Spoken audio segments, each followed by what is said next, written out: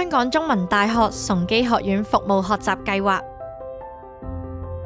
崇基學院注重博雅教育，強調全人發展嘅重要性。學院為學生提供各種非形式嘅教育項目同埋課外活動。自學院成立以嚟，致力培育學生關心社會、服務他人。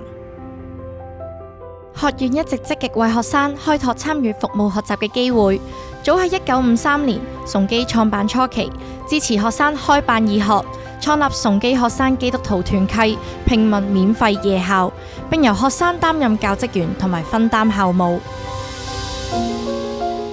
崇基學院嘅服務學習計劃旨在培養學生嘅社會責任感、領導能力同埋國際視野。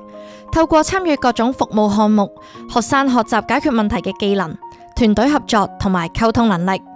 同時，佢哋亦都能夠深入了解社會議題，主動參與喺社會改變嘅過程之中。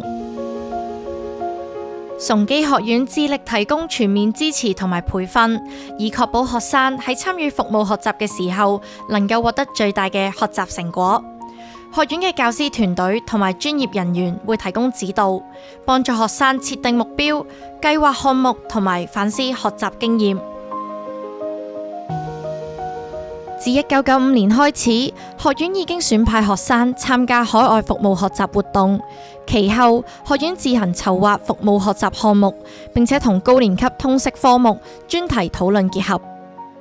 由2000年開始，學院舉辦本地服務學習計劃，同香港嘅社會服務團體合作。喺暑假期間，學生分成小組，設計同埋策劃服務學習項目。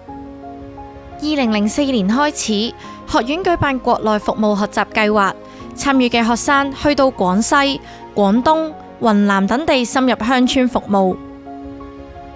接住喺2005年，首次舉辦海外服務學習計劃，學生到印度、菲律賓、印尼、韓國、日本、尼泊爾等地去參與社區服務學習。服務學習計劃喺2017年發展成獨立科目，並且陸續開發多元化項目，等同學可以喺選讀通識科目嘅時候有更多選擇。學生可以親身體驗唔同層次嘅人際關係，包括同自己、同他人以及同整個社會嘅互動。透過參與群體服務，設計行動方案，學生可以將所領悟嘅都轉化成為行動，並且成為有道德感、關懷人類福祉，並且積極造福他人嘅未來領袖。喺2023年，學院增設從服務中學習、學生為本教學課程為1年級書院通識科目。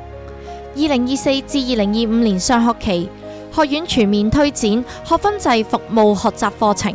從服務中學習、學生為本教學課程成為所有1年級崇基新生嘅必修科目。崇基秉承崇高為博愛嘅理念，培養學生有懷鮑魚、吐諸人群嘅精神。學院舉辦嘅服務學習計劃自開辦以嚟深受學生歡迎，鼓勵學生走入社區，接觸同埋認識唔同嘅群體，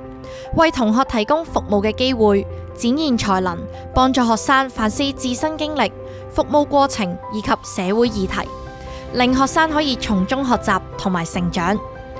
學院將會持續提供各種服務學習嘅機會，令學生能夠喺社區服務、國際志願服務同埋跨文化交流嘅領域上面去獲得寶貴經驗。